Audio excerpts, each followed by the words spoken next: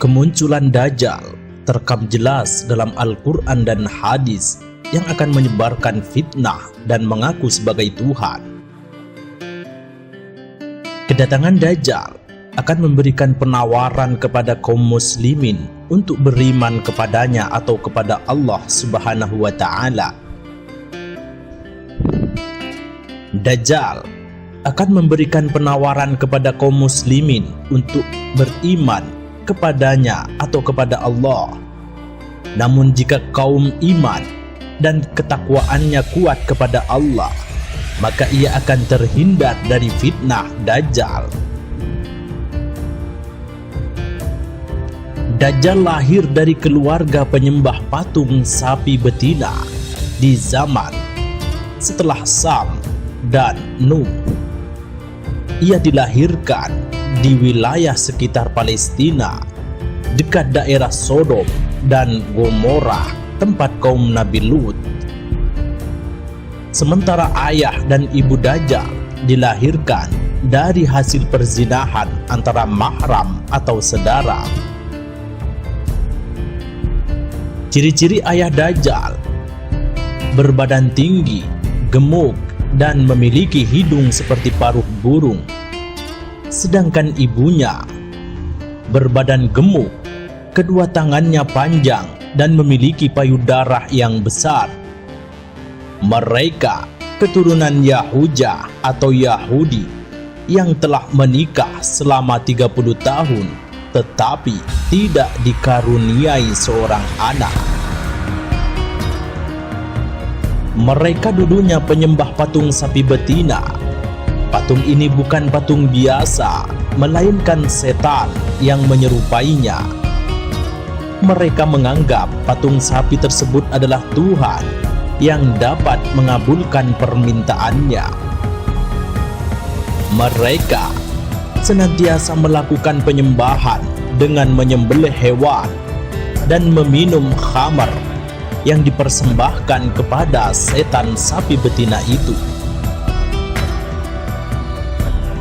Ketika suatu malam, pasangan suami istri tersebut mendengar suara dari patung sapi betina bahwa ia telah meridai pasangan suami istri untuk memiliki seorang anak. Mereka anggap apa yang disampaikan patung itu adalah sebuah pertanda lahirnya anak lelaki di tengah mereka yang telah lama tunggu bertahun-tahun. Dan singkat cerita, akhirnya sang istri pun hamil dari hasil hubungan menstruasi.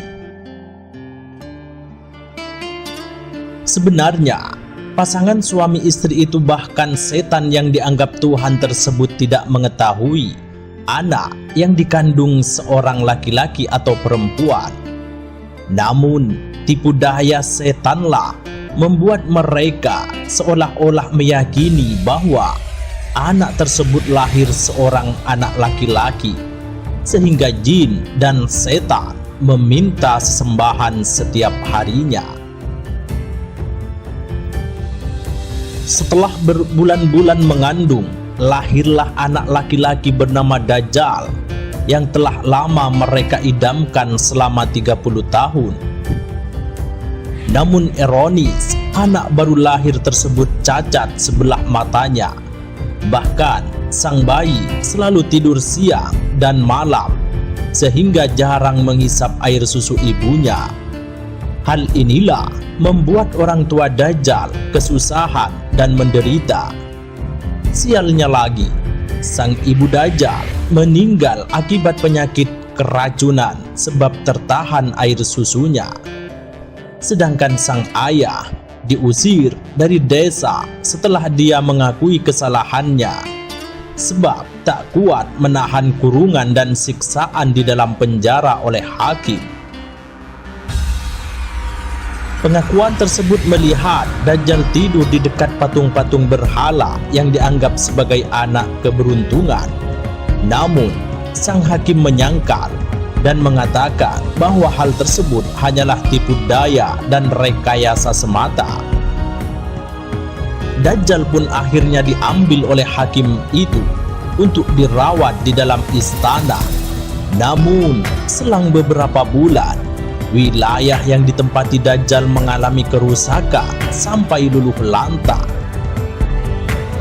Kemudian setelah kejadian itu, Allah memerintahkan malaikat Jibril untuk menolong Dajjal, lalu meletakkannya di pulau terpencil yang dikelilingi lautan luas yang dikenal dengan Laut Yaman. Pulau tersebut dihuni oleh hewan mengerikan dan berbulu tebal. Hewan tersebut dikenal sebagai Al-Jassa, hewan yang menemani Dajjal sampai dia dibebaskan dari rantai besar yang membelenggunya pada akhir zaman nanti. Sejak dari dulu sampai sekarang, Dajjal dalam kondisi tidur setiap hari, setiap malam layaknya pemilik gua, sampai nanti Allah Subhanahu wa Ta'ala membebaskan dan mengeluarkan Dajjal ke dunia untuk menyebarkan tipu daya dan kesyirikan kepada seluruh manusia di muka bumi.